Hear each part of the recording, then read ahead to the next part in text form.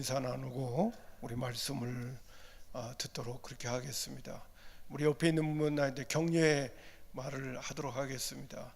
일찍 나오시느라고 수고하셨습니다 하고, 반갑습니다, 주님의 이름으로 사랑하고 축복합니다. 예, 반갑습니다. 오늘 노이주 집사님도 기도 중에 언급하셨습니다마는 이제 대강절이 이번 주부터 시작이 됩니다. 대강절이라고도 표현하고 또 대림절이라고도 표현을 합니다. 아기 예수로 이 땅에 오신 우리 주님의 생일을 우리가 축하하기 위하여 준비하는 기간이기도 합니다. 이때 우리가 좀 경건한 마음으로 또 한 해를 좀 또 잘 마무리할 뿐만이 아니라 이 땅에 오신 주님을 우리가 기쁨으로 축하할 수 있는 그런 절기가 지금부터 한 달 동안 진행된다는 것을 우리 모두가 잊지 않았으면 좋겠고요. 동시에 예수님께서 인류를 구원하시기 위하여 이 땅에 오셨지만은 다시 오실 주님은 인류를 심판하시기 위하여 오시게 됩니다. 한 번 죽는 것은 사람에게 정해진 거지만은 그 다음에는 심판이 있다는 히브리서 9장 27절에 있는 말씀대로 다시 오실 주님은 우리를 평가하시고 심판하시기 위하여 오신다는 이 사실을 우리는 잊지 말고 우리가 잘 준비하는 또 그런 시간으로 이 대림절을 보낼 수 있었으면 참 좋겠습니다. 지난주 목요일과 금요일 날에 우리는 매일 성경 본문 가운데 유다서를 묵상할 수 있었습니다. 유다서를 묵상하는 가운데 아주 축약해서 우리에게 유다가 권면해 주는 메시지가 오늘 20절과 21절에 언급되어져 있습니다. 그 이전에는 교회 안에 거짓 교사들이 들어와서 믿음을 흔들어 놓을 것이다. 그리고 잘못된 신앙을 갖게 만들 것이다. 그런 일들이 이제 발생하게 될 텐데, 그런 문제가 발생하게 될 때 너희들은 경계해야 된다. 그리고 바른 믿음을 갖고 신앙생활을 제대로 해야 된다 하는 말씀을 해 주셨습니다. 여러분, 이 시대를 살아가는 한국 교회 안에 강단이 많이 바른 메시지가 전해지지 못했습니다. 우리가 늘 얘기했던 기복신앙이라든지 또는 그 포지티브 띵킹이라고 그러죠. 긍정적 사고방식이라든지 이러한 것들이 강대상에서 너무 많이 교인들에게 들려졌습니다. 예수 믿으면 복 받는다. 예수 믿으면 잘 된다. 예수 믿으면 뭐 문제 해결된다. 하나님이 그런 문제, 그런 복 안 주시는 분은 아니에요. 근데 그거는 근본적이고 중요한 복이 아닙니다. 그런 믿지 않는 사람들도 얼마든지 누릴 수 있는 복이에요. 예수 믿는 그리스도인들이 누릴 수 있는 본질적이고 그리고 가장 중요한 복을 늘 우리 믿음의 식구들에게 상기시켜주고 또 그렇게 살아가는 것에 대한 가치를 둘 수 있도록 해줘야 되는데, 우리나라가 한때는 너무 못 살고 또 병이 들어도 우리가 의술을 통해서 치료받을 수 없는 그런 어려운 시절을 보내다 보니까 뭐 지금도 하나님은 역사하고 계시지만은 물질의 문제라든지 또 질병의 문제라든지 이런 부분에 대해서 너무 주님과 연결을 너무 많이 시켜놨어요. 그 외에는 복이 아닌 것처럼 그렇게 너무 현실적인 그러한 그리스도인들로만 집중하게 만들어 놨습니다. 이런 어려움들이 있고요. 정말 예수님을 믿게 되면 예수님 자신이 가장 소중한 분인데 그분을 잘 모시면서 사는 부분에 대해서 그렇게 믿음의 식구들에게 중요한 신앙의 가치를 심어주지 못한 강대상의 모습들이 있다는 사실입니다. 그래서 이런 부분부터 우리가 회개하고 하나님의 말씀으로 돌아가야 되겠다는 운동들이 계속 일어나고 있습니다. 이제 내년도에는 루터 종교개혁 500주년을 맞이해서 교회들마다 정신을 차리고 성경으로 돌아가고 그리고 하나님의 말씀의 바른 메시지가 강대상에서 선포되도록 교인들에게도 바른 영적인 분별력을 주고 또 바르게 신앙생활할 수 있도록 그렇게 인도해야 된다는 얘기들이 무엇보다도 목회자들에게 화제되고 있는 그러한 시대가 지금 이 시대예요. 교회는 많이 성장하고 또 교회는 여러모로 뭐 큰 교회도 많이 생겼지만은 그러나 지역사회와 이 나라의 영향력은 옛날만 못해요. 그게 다 왜 그러느냐? 복음의 본질 속에 우리가 거하지 않았기 때문에 그런 것입니다. 좀 더 말씀을 드리면 우리가 성경적인 신앙생활을 제대로 못했기 때문에 그런 거죠. 여러분, 이런 부분들을 우리가 반성하고 다시 한번 되돌아보면서 우리가 하나님의 말씀 앞에 바로 서야 되겠다 하는 그러한 입장에서 오늘 유다는 20절에 이렇게 말씀하고 있습니다. 사랑하는 자들아, 너희는 너희의 지극히 거룩한 믿음 위에 자기를 세워야 된다 그랬습니다. 지극히 거룩한 믿음. 그것도 그냥 거룩한 믿음도 아닙니다. 또 그것도 빼고 믿음도 아니에요. 그것도 구별된 믿음. 그리고 구별된 믿음 가운데도 지극히 구별된 믿음. 유다는 그렇게 믿음의 식구들에게 권면해요. 지극히 구별된 믿음 위에 자기를 세워라. 여러분, 개혁 성경이 더 표현이 좋은 것 같아요. 우리는 개혁 개정이니까 자기를 세우라고 표현했지만은 개혁 성경에는 뭐냐면 자기를 건축해라 이렇게 표현하고 있습니다.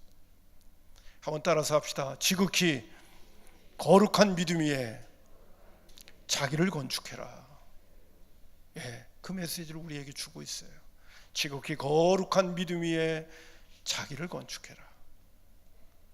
좀 여담이기는 합니다만은 이제 작고하신 홍희성 집사님 아시는 분은 아실 거예요.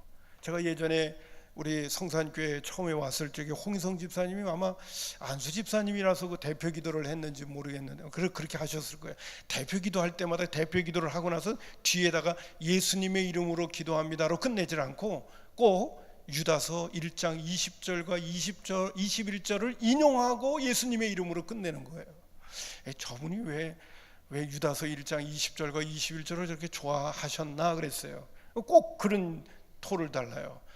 지극히 거룩한 믿음 위에 자기를 건축하며 성령으로 기도하며 하나님의 사랑 안에서 자기를 지키며 그리고 영생에 이르도록 그리스도의 국류를 기다립니다. 이 성경 구절을 그대로 외우고 계시더라고요. 그러면서 대표기도 뒷부분에다가 이 부분을 첨가시킨 다음에 예수님의 이름으로 기도하시더라고요. 그래서 이분이 이 뜻을 잘 알고 계시나 그런 생각을 가져본 적이 있습니다. 자, 오늘 저는 여러분에게 이 말씀을 대하면서 특별히 지극히 거룩한 믿음 위에 자기를 건축하는 게 무엇인가 하는 말씀을 잠시 좀 드리려고 합니다. 여러분, 지극히 거룩한 믿음이란 무엇을 이야기할까요? 그거는 한마디로 복음을 믿는다는 것입니다. 복음은 무엇입니까? 여러분 잘 아시는 것처럼 마가복음 1장 1절을 보면 하나님의 아들 예수 그리스도 복음의 시작이라고 했습니다. 복음이란 무엇인가? 복음을 믿는 것이 지극히 거룩한 믿음 위에 서는 건데 복음이 무엇인가 말한다면 그것은 바로 예수 그리스도를 가리키는 것입니다.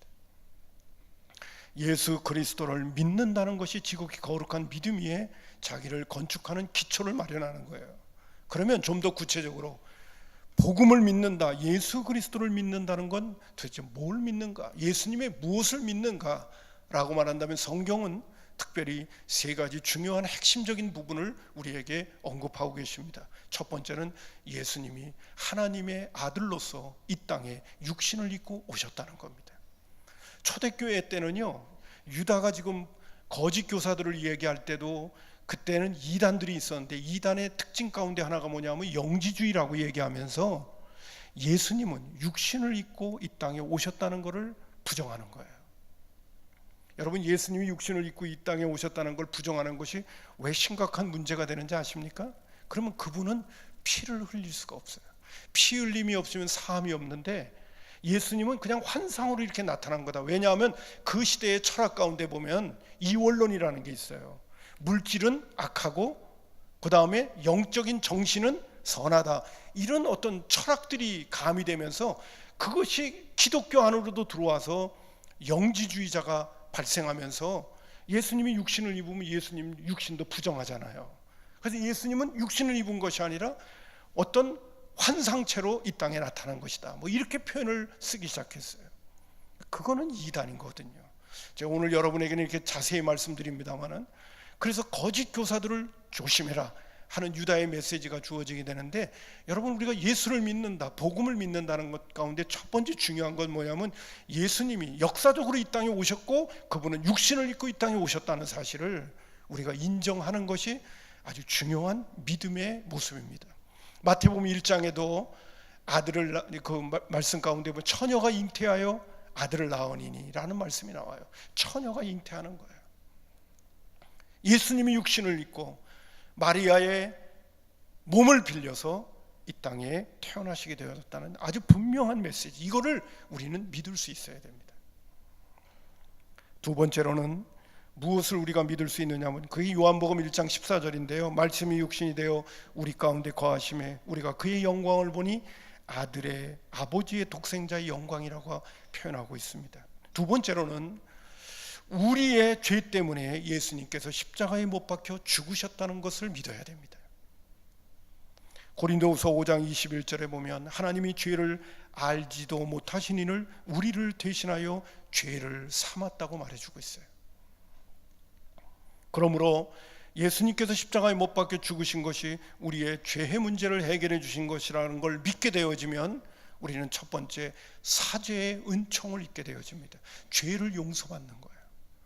천국은 어떤 사람이 가느냐? 기본적으로 용서받은 죄인이 가는 것입니다.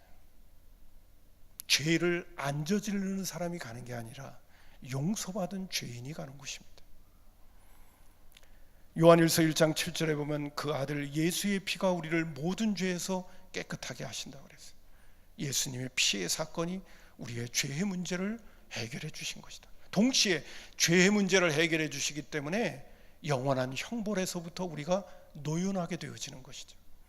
제가 서두에서도 말씀드린 것처럼 한 번 죽는 것은 사람에게 정하신 것이고 그 다음에 심판이 있는데, 예수님 때문에 내 죄가 용서받아서 나는 심판을 모면할 수가 있게 되어지죠. 영원한 하늘나라에 들어갈 수 있는 기회가 우리에게 자격으로 주어지게 된다는 겁니다. 기본적으로. 두 번째로는 예수님의 죽으심은 나의 옛사람의 죽음을 우리에게 허락해 준다는 것입니다. 옛사람이라고 하는 것은 예수 믿기 이전에 내 마음대로, 내 뜻대로, 내 생각대로, 내 고집대로 살아가려고 하는 나를, 내가 예수를 믿으면 예수님이 거기다 나를 연합시키셔서 나도 옛사람, 내 옛자아를 십자가에 못 박혀 죽게 해주시는 거예요. 법적으로는 이미 처리시켜 주시는 거예요. 그것을 처리시켜 주지 못하면요, 죄가 끊임없이 우리를 끌어당깁니다. 우리를 물고 늘어집니다. 그래서 로마서 6장 6절에 보면 우리가 알거니와 우리의 옛사람이 예수와 함께 십자가에 못 박힌 것은 죄의 몸이 죽어가지고 다시는 우리가 죄에게 종로로 타지 아니하려 함이라고 말해주고 있어요. 여러분, 제가 이렇게 표현할게요. 오늘도 예수 믿지 않는 사람은요, 자기 마음대로 못 살아요. 자기가 자기 마음대로 사는 것 같지만요, 절대로 자기 마음대로 사는 게 아니에요. 죄의 몸이 나를 이끌어가는 옛 자아에 끌려서 가고 있는 거예요. 저는 이런 걸 묵상할 때가 있어요. 오늘 예수 믿는 사람들도 그렇긴 할 때가 있지만은, 예수 안 믿는 사람이 자기를 위해서 산다고 자기 마음대로 자유롭게 산다는 것이 자기를 위하는 것 같아도 주변에 있는 많은 사람들을 보면 그렇지 못한 모습을 보게 되어죠. 오늘도 정치적으로 문제를 일으키고 있는 지금 대표적인 인물도 자기를 위하여 살았다면 저 지경을 만들어 놓겠어요? 자기는 자기를 위하여 산다고 저런 행동들을 했겠죠. 그러나 결국 그런 행동들은 자기를 죽이는 일이 됐어요. 여러분, 오늘 우리도 마찬가지예요. 당장 눈앞에 있는 어떤 욕망과 욕심에 내 마음이 빼앗겨서 이렇게 하면 내가 행복해지겠지, 그리고 끌려갔고 내가 따라갔고 내가 자유로이 선택을 했는데, 시간을 지나놓고 보니까 그게 자기를 죽이는 일이 돼버리고 마는 거예요. 여러분, 오늘도 우리가 하나님의 말씀에 순종하고 하나님의 뜻을 쫓아가지 않으면, 그렇게 쫓아가지 않게 만드는 우리의 삶은 시간이 지나고 나면 결국 그거는 나를 죽이는 거예요. 왜? 나는 바로 죄의 몸을 가지고 있고 옛 자아를 갖고 있는 속성들이 있기 때문에 그래요. 그것은 결코 나를 위하지 않습니다. 잠시 나의 육신적인 안목과 또 육신적인 쾌락을 그것이 행복한 것처럼 쫓아가게 만들긴 하지만은 시간이 지나놓고 보면 그것은 결국 나에게 문제가 돼버리고 만다는 거죠. 죄송합니다. 이런 말을 또 해서 여러분, 요새 지금 문제를 일으키고 있는 그 사람이 이렇게 될 줄 알고 그렇게 행동했겠어요? 그런 행동은 하지 않았거든요. 철저히 자기 이기주의적이고 인간적이고 세상적인 욕심과 그리고 그런 부분을 쫓아가다 보니까, 자기를 위한다고 쫓아가다 보니까 결국 자기를 망하게 만드는 그런 구렁텅이에 빠져버리는 거 아니겠습니까? 그 모습은 크고 작은 거에 불과해요. 오늘 우리도 마찬가지죠. 오늘 우리가 예수를 믿는다고 하는 것은 우리가 더 이상 죄에 아주 이렇게 묶여있고 쇠사슬에 우리가 묶여있지 않도록 하기 위하여 하나님께서 일단 예수 그리스도가 십자가에 못 박아 죽을 때에 우리의 옛사람, 옛자아, 내 마음대로 내 뜻대로 내 마음대로 내 고집대로 살고 싶어하는 그 내 옛자아를 십자가에서 처리시켜 주는 거예요. 일단 그 죄의 사슬을 끊어주시는 거예요. 오늘도요, 우리가 정말 주님을 사랑하는 마음을 가지고 또 사랑이 안 된다면, 우리가 예수 믿고 구원받은 다음에는요, 우리의 마음을 이렇게 다잡아서 주님을 바라보면서 기도하면서 나아가게 되면요, 절대로 죄의 사슬이 우리를 계속해서 물귀신처럼 물고 늘어지지 못해요. 그게 예수 믿기 전과 예수 믿는 후가 다른 거예요. 여러분, 예수 믿기 이전에 나는요, 물귀신처럼 나를 어떻게 할 수가 없어요. 그러나 예수 믿은 다음에는요, 아직도 내가 옛 습관과 옛 그런 자아의 그런 것들이 아직도 살아있기 때문에 어떤 면에서는 실제적으로 내가 그것을 처리해 가야 되는 과정이 있기는 하지만은 그 부분이 이제 법적으로는, 영적으로는 하나님께서 처리해 주셨기 때문에 오늘도 우리가 믿음을 가지고 주님의 뜻대로 살려고 우리가 마음을 모아서 주님을 바라보게 되면 절대로 죄의 사슬이 나를 끝까지 붙들 수가 없어요. 자, 그런 말씀을 제가 여러분에게 이렇게 드리는 겁니다. 자, 그 다음에 중요한 부분이 뭐냐면요, 예수님께서 죄의 문제를 해결해 주셨고 영원한 형벌을 십자가를 통해서 해결해 주셨고, 그리고 우리로 하여금 죄의 사슬에 끝까지 매여 있게 만드는 옛 자아를 십자가에서 처리시켜 주셨습니다. 동시에 예수님은 부활하셔서 이제는 내 안에 와 계시다는 사실입니다. 한번 따라서 합시다. 예수님은 부활하셔서 내 안에 와 계신다. 저는 오늘 이 부분을 좀 강조하고 싶어요. 예수 믿는 그리스도인들의 마음속에 예수님이 와 계시다는 거예요.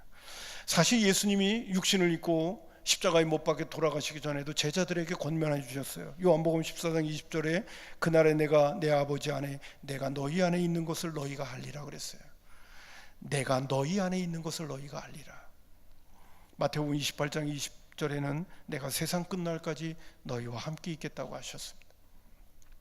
골로새서 1장 20절에는 바울 사도를 통해 우리에게 구체적으로 말씀해 주고 계십니다. 이 비밀은 너희 안에 계신 그리스도니 곧 영광의 소망이라고 그랬습니다. 여러분, 예수를 믿으면 부활하신 예수님이 우리 안에 와 계시는 거예요. 이게 비밀이에요. 갈라디아서 2장 20절 바울 사도의 고백 가운데서도 우리는 분명하게 알 수가 있죠.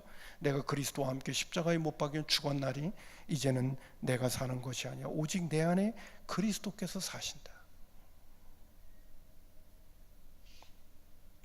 그러면 왜 예수님은 부활하셔서 예수 믿는 그리스도인들의 이 마음속에 와 계실까요?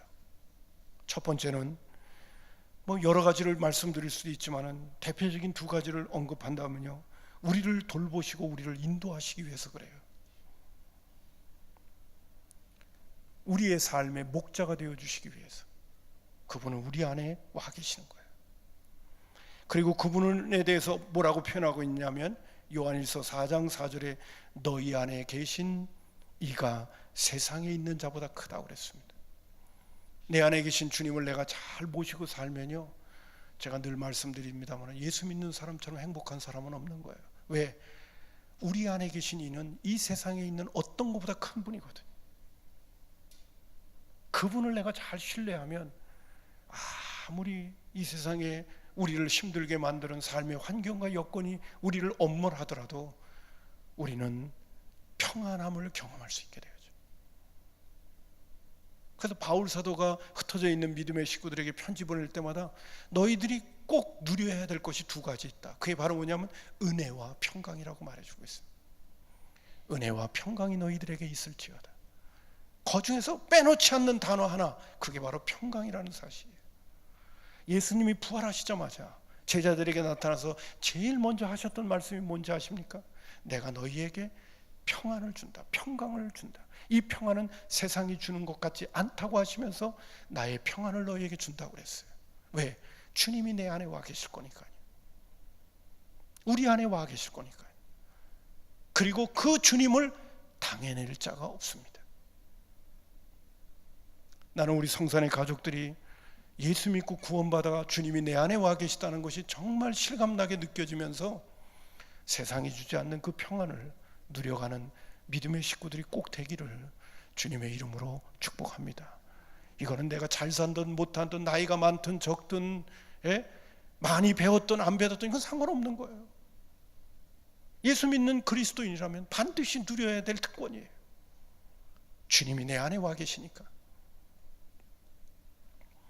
두 번째로요, 부활하신 예수님의 생명으로 우리가 살아갈 수 있도록 새 사람이 되게 해주시고 새 자아를 우리에게 넣어주셨다는 표현입니다.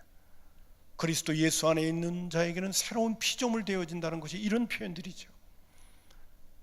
여러분, 로마서 6장 4절에 보면 그러므로 우리가 그의 죽으심과 합하여 세례받음으로 그와 함께 장사되었나니 이는 아버지의 영광으로 말미암아 그리스도를 죽은 자 가운데서 살리신 것 같이 우리도 또한 새 생명 가운데서 행하게 하려 하심이라고 그랬어요. 새 생명 가운데서 행하게 하시려고 예수님은 부활하셔서 우리 안에 와 계신 거예요.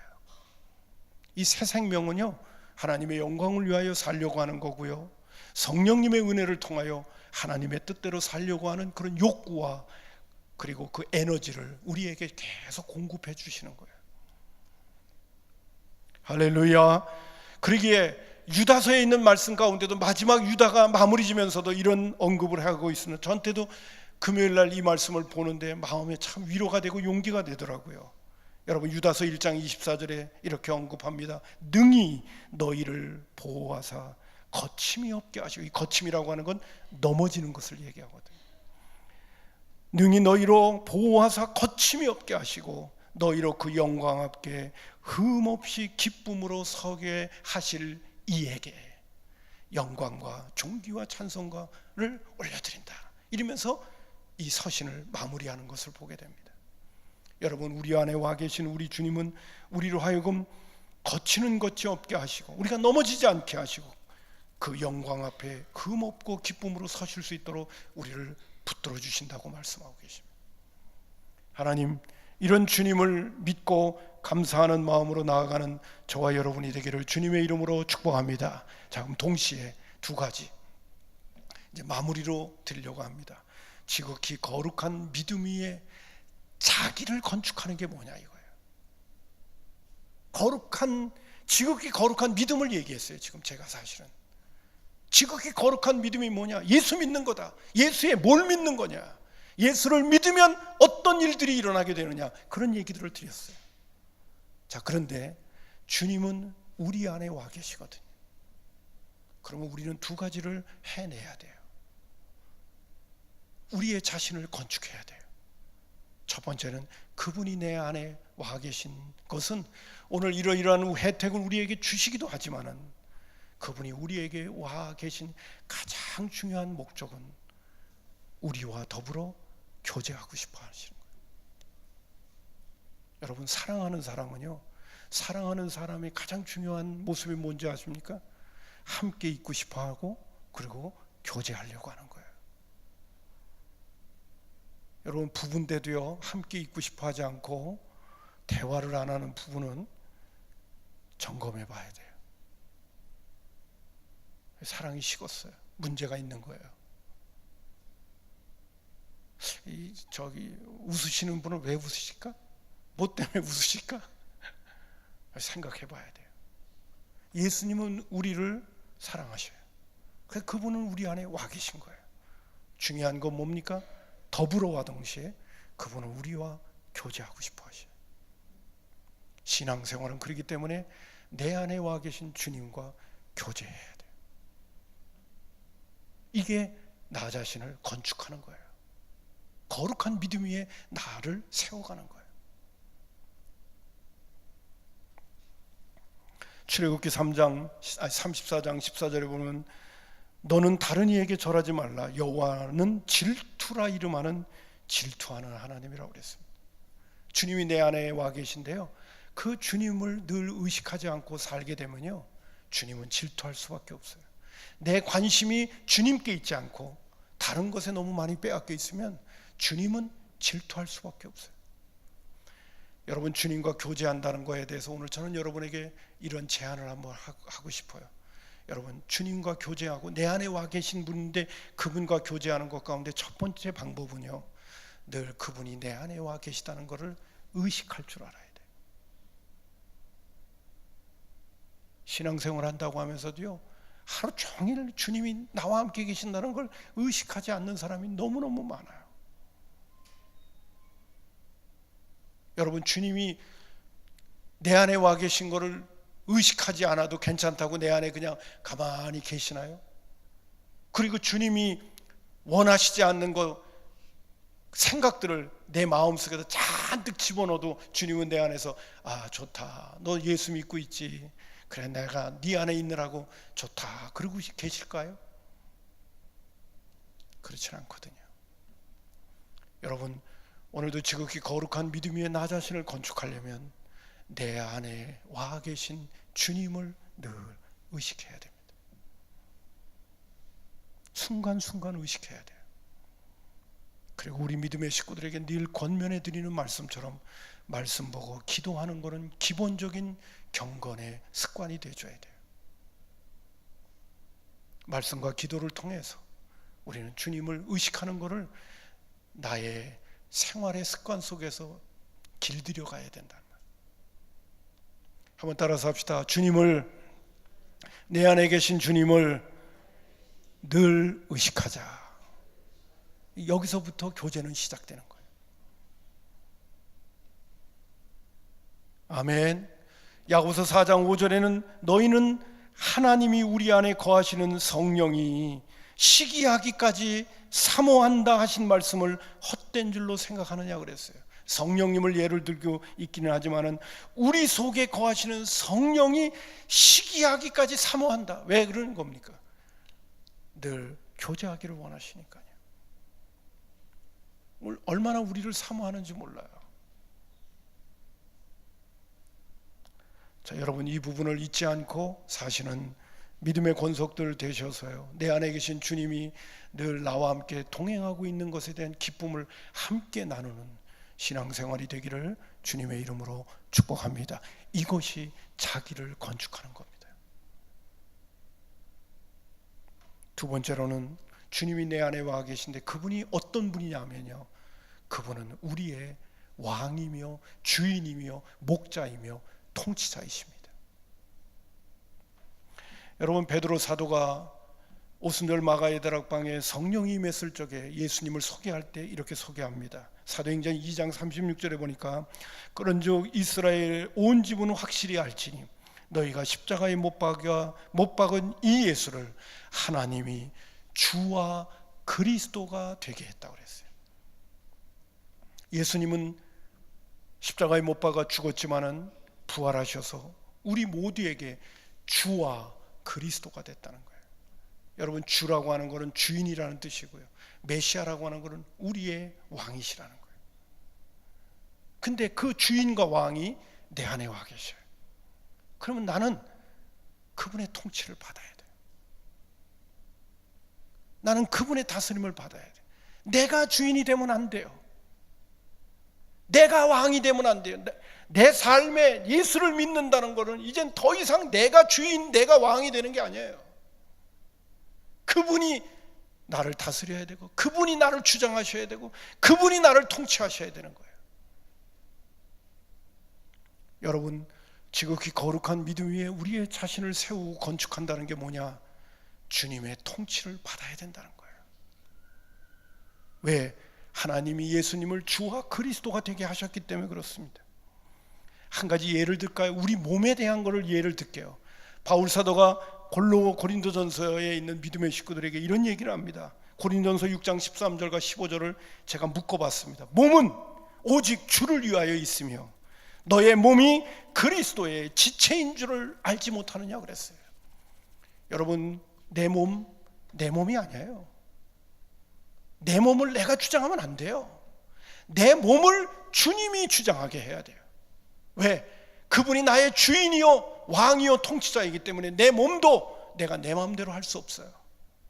오늘 이 성경 구절에 나오는 그 말 그 자체로 몸은 오직 주를 위하여 있다고 그랬어요.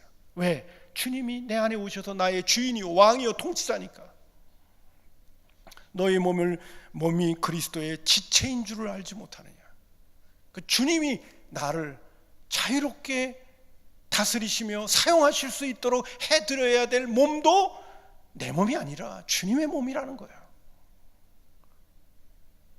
그렇기 때문에 고린도전서 6장 19절과 20절에 바울 사도는 이렇게 권면합니다. 너의 몸은 너의 자신의 것이 아니라 값으로 산 것이 되었으니 그런즉 너의 몸으로 하나님께 영광을 돌려라. 여러분, 우리가 예수 믿고 구원받아 우리 주님이 우리의 죄의 문제 해결해 주셨을 뿐만 아니라 부활하셔서 우리 안에 와 계심으로 그분 때문에 누리는 혜택은 이루 말할 수 없이 크고 놀라워요. 그분 때문에 우리가 누리는 행복은 참으로 크고 놀라워요. 우리가 찬송가 가사에 나오는 것처럼 주 예수보다도 귀한 것은 없죠. 이 세상 부귀와 명예와 행복과 바꿀 수도 없는 그 주님이 우리 안에 와 계셔요. 그래서 우리가 누리는 놀라운 하늘의 축복이 크고 말할 수 없어요. 그러나 그 주님을 우리가 모시고 사는 한 우리가 해야 될 중요한 두 가지 역할이 있어요. 그분과 교제해야 된다는 사실입니다. 그분을 늘 의식하면서 살아야 된다는 거예요. 그분이 내 안에 와 계시니까. 두 번째는 내가 나를 주장하면 안 돼요. 내 몸도 내가 주장하면 안 돼요. 그분이 주장하실 수 있도록 해드려야 돼요. 내가 나의 어떤 육신의 편안함을 위해서, 내 육신의 어떤 즐거움을 인하여, 내 육신의 어떤 욕망을 위하여 내 몸을 주장할 때마다 우리는 회개해야 돼요. 내 몸도 내 것이 아니에요. 주님이 내 안에 와 계신 주인이시기 때문에 그분이 내 몸도 주장하셔요. 내가 나를 주장할 때마다 성령님께서 말씀하시는 대로 성령을 근심하게 하고 성령을 소멸하는 행동을 우리가 하게 되는 것입니다. 여러분, 오늘 제가 이런 강조의 말씀을 또 한 번 드립니다. 예수님을 모시고 사는 우리는 내가 나를 주장해서는 안 된다. 주님이 나를 주장하시도록 해드려야 된다.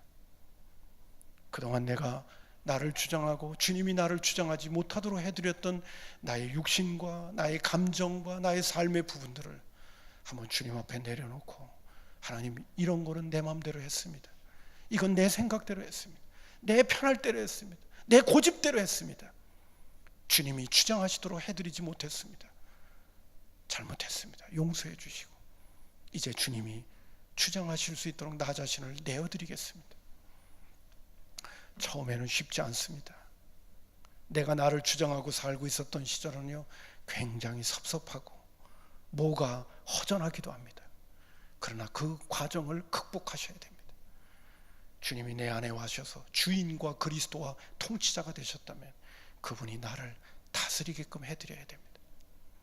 그 은혜의 사람으로 사시기 때문에 은혜와 평강이 늘 여러분에게 있기를 바라고, 주님이 오시는 그날 주님을 기쁨으로 맞이할 수 있는 권속들 되기를 주님의 이름으로 축복합니다. 기도하겠습니다. 하나님 아버지, 오늘 주님 앞에 나온 우리 믿음의 식구들, 지극히 거룩한 믿음 위에 자기를 건축하는 하나님의 사람들 되자고 말씀을 드렸습니다. 특별히 내 안에 와 계신 주님을 잘 모시고 그분과 교제하며 그분의 통치를 잘 받는 믿음의 권속들 되게 해 주옵소서. 예수님의 이름으로 축복하며 기도하옵나이다. 아멘.